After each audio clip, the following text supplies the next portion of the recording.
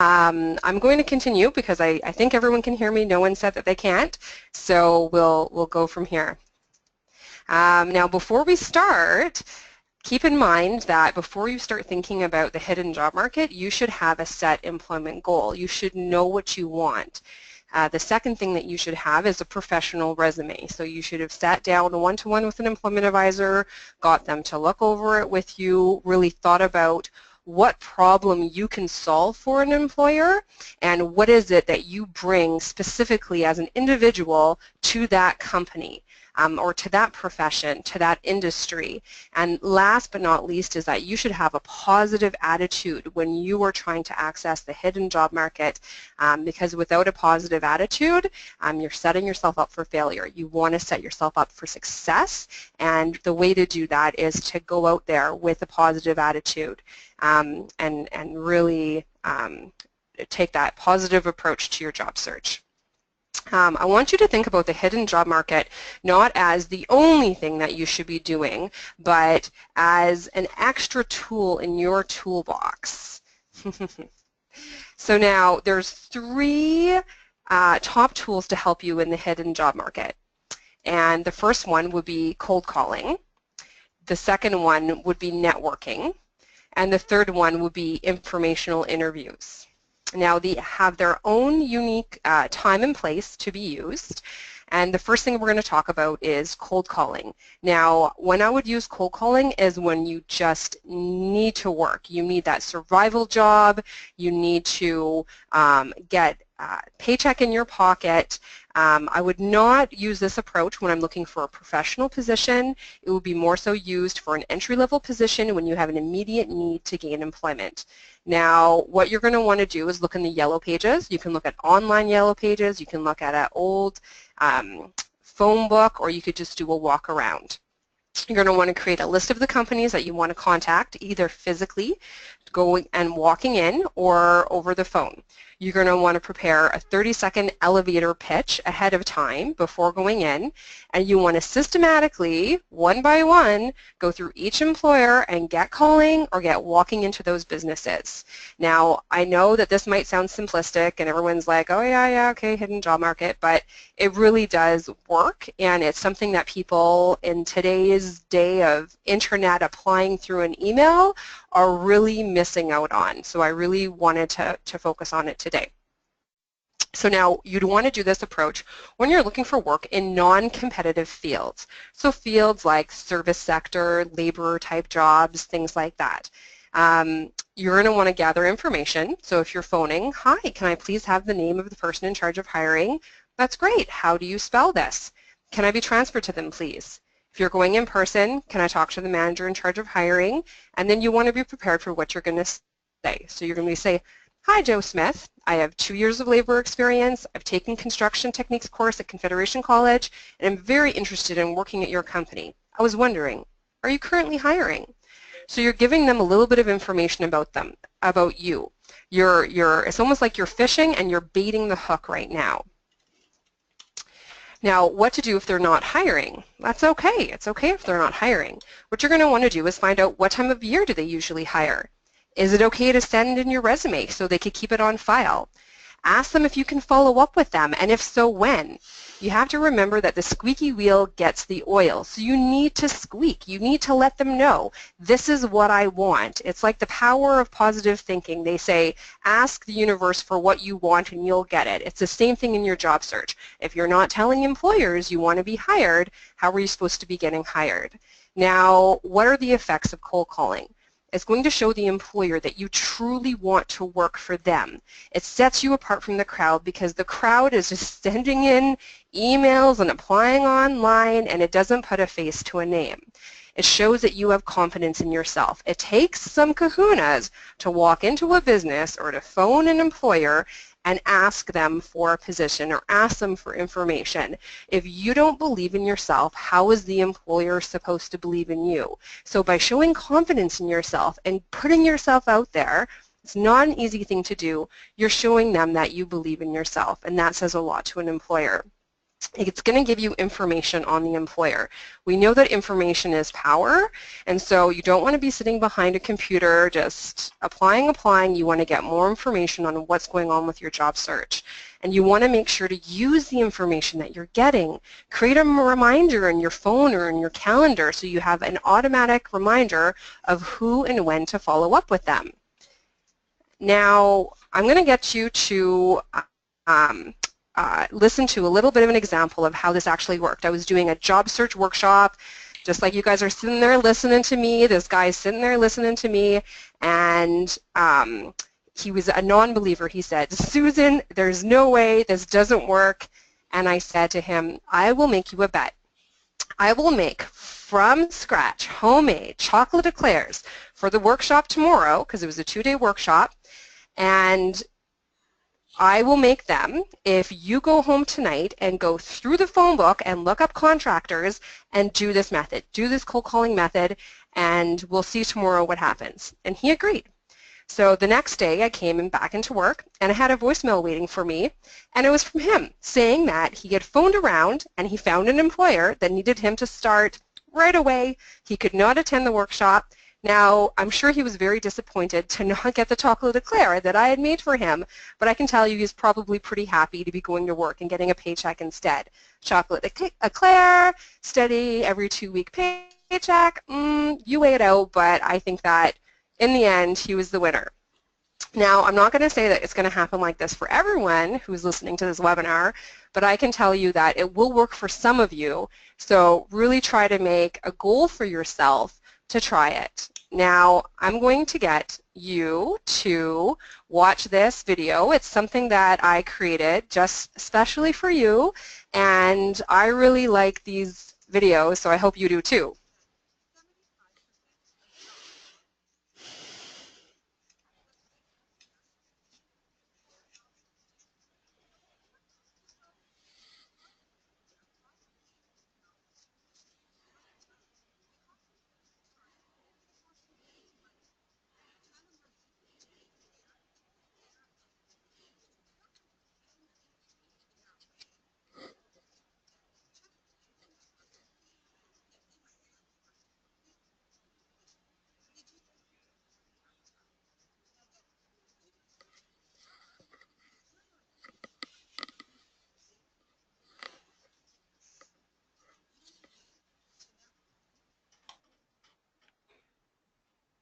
So that's just a little something that I created for you guys. I thought you would like it. It just kind of puts a whole ramp on what I'm trying to say. So next we're going to leave cold calling behind, and we're going to be talking about networking. So everyone always says, oh, it's who you know gets you the job. And I'm here to tell you that they're right. It is a lot of the times who you know. So you could be sitting there thinking, yes, Susan, well, I don't really know anyone. Like, I don't talk to anyone. I'm on the computer, and that's why I can't find a job. But there is a lot of people in your network. So you can talk to your friends, you can talk to your family, you can talk to old coworkers, you can talk to references, you can talk to your teammates, your neighbors, your teachers, acquaintances that you just know, and associations. So in Thunder Bay, we have an association called the Shift Network. It's a young professionals network, and I always recommend for my clients to go and to join or to go to some of the events because it gives you a chance to network. And last but not least, LinkedIn. LinkedIn is huge. If you are not a member of LinkedIn, you need to go today, drop what you're doing, and go and join LinkedIn and start adding your network, because there's this amazing feature on LinkedIn which allows you to get recommendations from people who know you. So I can tell you on my LinkedIn account, I have all of my coworkers, they've gone in and they have said, yes, Susan knows how to do a workshop. Yes, Susan has good customer service. Yes. And so what they're doing is anyone who knows them can come and look on my profile and see, oh my gosh, I know Debbie, I like Debbie, I respect Debbie, and now Debbie has recommended Susan for all of these things that I'm looking for in her to do for this job. You know what, maybe I'm going to give her a call and see if it might be a good person for me to be speaking with. It's a really great thing to do. A lot of the times employers will be Googling your name and seeing what comes up, and I can tell you if you Google my name, my LinkedIn account is going to come up. So it's just something that everyone who is looking for work in today's day and age should be doing. There's a whole nother workshop presentation on LinkedIn, so I'm not going to talk about it too much, other than to really emphasize that it's something that you really want to be doing. Now, who is in your network? That's great that I said, oh, this group of people and this group of people, but that's not going to do anything for you unless you actually write it down, pen and paper, or on the computer. You need to create a list. What's that list going to look like? You want it to say the name of the person that's contacting you. So like Jessica Dean, Susan Jones, how they are a contact, reference from a college course, an old coworker, when you can contact them, the date that you're meeting, where are you meeting, and then you really want to know one person they can connect you to. So get organized. You can't just sit back and be passive when it comes to this exercise. You need to set some goals for yourself, and if you're struggling with this, don't struggle. Don't do it alone. Go make an appointment. Meet with your employment advisor. Sit down one-to-one and say, I want to reach out to my network, but I'm having a hard time. Can we brainstorm together? Who do you think I should contact? Who should I be speaking with? And then getting them to sit down with you and then write out some goals for yourself. Because it can be a very difficult thing to motivate yourself in your job search, and it's a really difficult thing to ask for help, and that's what you're doing. Now, I always say, picture yourself in their shoes. If you were employed in a job and you had someone that you knew came up to you and said, hey, you know what, Susan, I need some help. I'm looking to network. Could you sit down with me for 5 to 10 minutes? How would you feel? Would you feel annoyed, or would you feel happy that you could help them? Most of the time, you're going to be happy that you can help someone that you know. It's the same thing. If you're reaching out to your network, they're probably going to feel happy that they can help you. So we're going to go into this a little bit more. Now, you don't want to focus on asking for a job. You want to focus on building relationships, so it's not stepping stones. Networking is not about just using the people to get what you want. What you want to do is build relationships. You want to help other people and allow them to help you. So maybe find an interesting article that they might want to know about, or if, you know, think of something in their field that you can kind of let them know about to see if there's something you can help them with. So it's also about asking questions. So now, what kind of questions could you ask? Oh, sorry. You also always want to be genuine. So you don't want to be fake. You're not going to want to pretend to be anyone you're not, and you want to be considerate. So you want to ask them about what's going on in their life. It's not just about getting you the job. It has to be an ebb and flow. So you want to reconnect before you launch into your goals and your strategies and you. No, it's got to be about you and them. So ask for information or advice, but don't straight up ask for a job. Can you imagine someone coming to you and being like, hey, I'm looking for a job. Are you hiring at your company? The answer is going to be, oh no, sorry, meh. And you just stop and it doesn't go anywhere and it's awkward. But if you take a different approach, then you're not putting them in a corner. You're not going to shut down the conversation, and it's going to put you in a better place. So you want to prepare in advance. So what kind of questions are you going to ask your network? What is it that you need from them? Do you need help with a reference? Do you need a referral to somebody else in the field? Do you need an introduction? Do you need information on training or upgrading your skills? Like maybe what's the entry-level position into your company? That kind of thing. What is it that you want to know? You don't want to be sitting across from someone trying to like rack your brains about like what the heck you're going to ask them. You really want to prepare in advance, and in that way you're not wasting their time. You're really giving them a chance to help you in the best way that they can help. Now, this is, people are going to be like, hey, this is kind of weird, Susan, and I know, but it could help to keep notes on the people in your network. So make key points of your conversation. So write down important facts about their careers and their interests. Update your notes after each conversation. It does matter, and you might not remember it unless you write it down, and the next time you speak, then you can reference it. If they went away or if their dog was sick, that kind of thing. This is going to the extreme, but it could help, especially if you are talking to someone who's more of an acquaintance and less of a close person to you. Now I'm going to get you to watch another really cool thing that I did because I was having lots of fun with it, to be honest, and I hope that you like this one too. Let's make it big for you.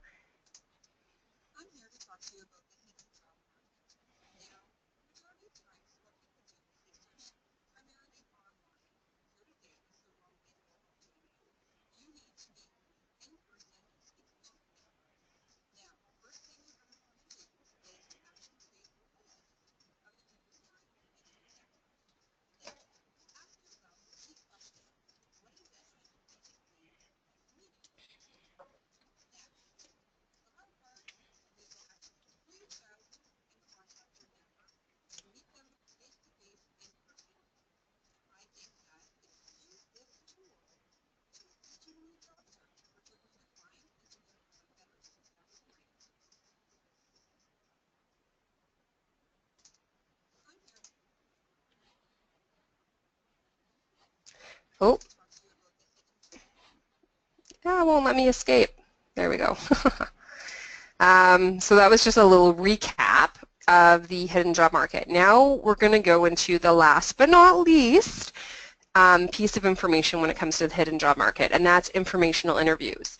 So it's networking, but with people you don't know. And I actually did an informational interview myself when I was first starting my job search, when I was first starting my career. I was a recent graduate, and let me tell you, it was nerve-wracking, but it was also very informational. Hence the title, and I will get into that in a little bit. But what is an informational interview? So it's a meeting where you have a conversation about a company of interest or a conversation with someone who can help you to get a future position. So the purpose could include to gain more information about a specific job, get advice on how your qualifications might fit in with their organization, or to determine if a certain line of work is for you. So if you're not sure of your career direction. Most importantly, it's to network, to meet more people in your field. Now, just because an employer might not have any openings at the present when you do the informational interview, it doesn't mean that they won't have an opening in the future. So you want to think of the informational interview as an investment in your career. So do not go to an informational interview with no information on the industry. You really want to do some research first and know a little bit about what it is you're going to be going into. Now, here are some common informational interview questions. And just like anything, the internet is a wealth of information, so you can just go and Google informational interviews and it'll come up with an amazing list of questions that you can ask. Some of my favorites are, what are your primary job responsibilities? What experience did you have to get your job? How long have you worked here? What is your background and experience? What is a typical workday like? How much contact and what kind of interactions do you have with individuals or groups outside of the office or organization? So you can kind of, just to get a good picture of what that office or company is like. What do you like, dislike most about your work? What are the toughest problems and decisions you handle? And I really like that one. What are the toughest problems and decisions you handle? Because one of the number one things that employers want you to do is solve their problems. That's why they hire people in the first place. If they didn't have any problems to solve, they wouldn't need to hire anybody. Everyone's there to solve a problem in some way, shape, or form. And so when I'm getting clients to work on resumes and cover letters and interview skills, I always say you want to show them what problem you can solve. What is it that you're going to do really well for them? And if you don't know that answer, then you're just going to present, hey, hey employer, here's everything I've ever done in my career and history and education. You figure out why I should get hired for this job. And I say that's the wrong approach. You need to know specifically what problems you're going to solve for the employer. And so in the informational interview, if you can find out what it is they're having a hard time with, you can show them, hey, I'm the right person to solve this. You know what to focus on in your resume, you know what to focus on in your cover letter, and you know what to focus on in the interview because you know what their problem is. So that's a really important point and one I really want you to think about. Some other kind of common questions, size and makeup of organization, but that one that I pointed out is probably the most important. Another one would be professional associations you should join. And depending on where you are in your career path, if you're just starting, recent graduate, or later on with lots of experience, your questions are going to be different. So you should tailor it to who you're speaking with in your individual situation. The last question, of course, would be, what other people do you recommend that I talk with? May I tell them that you referred me to them? Knowledge is power. You want to be talking with the right people and lots of people. So now, post-informational interview, this is something a lot of people don't do. I say do it after you have a regular interview, and definitely do it after an informational interview. So send a thank you note, especially if it's someone that a network of yours has referred you to speak with. They're taking time out of their day to help you. Ensure that you keep in touch with them. You never know when a position might turn up. And then make sure you keep track of what you review with them. Follow up on subjects of interest. Connect with them on LinkedIn. Forward articles of interest to them. There's lots that you can do. And what you might learn. So now, this is really important, and this is a part of the hidden job market. So at times, employers only hire casual staff or part-time staff, and then they promote from within for full-time positions. So let me lay that down for you. So you're sitting at home, looking at the computer, looking for a full-time job. I want to work full-time for Community Living Thunder Bay. Geez, they never have a job posting for full-time.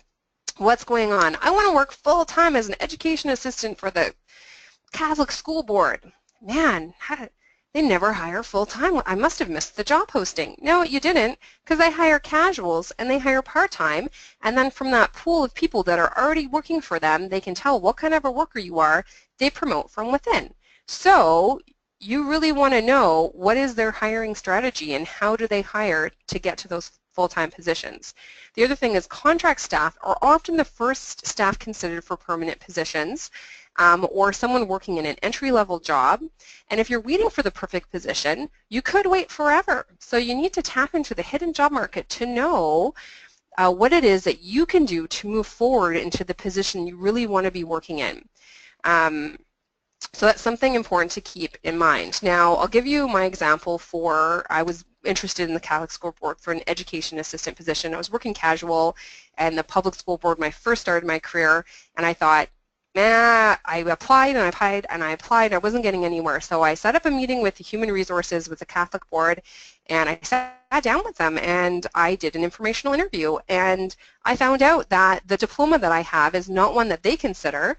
The public board considers it, but if I wanted to move into the Catholic Board, I would need to go and change my education and get a whole different diploma. And that's not something that I wanted to do. So lucky for me, because I really like the employment field, and I ended up moving into helping people find employment instead.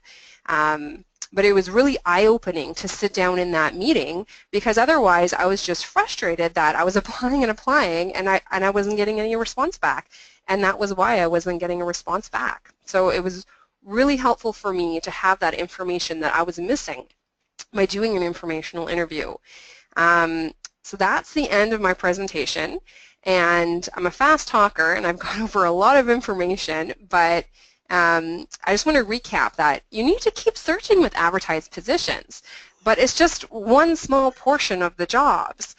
You also need to access the hidden job market, because if you're not accessing the hidden job market, somebody else is. Your competition is doing this, and they're going to be the one who's going to get the job because they have more information, they've got the network, they know people, and they're getting information you're not getting. So you really need to put yourself out there and try a different approach. I always say, if you've been applying for work and you've been applying for like a month and you're not hearing anything back, you need to do something different. And so if you're just starting your job search, search smarter, not harder. And if you've been doing a job search for a while and you're not getting results, then switch up what it is you're doing.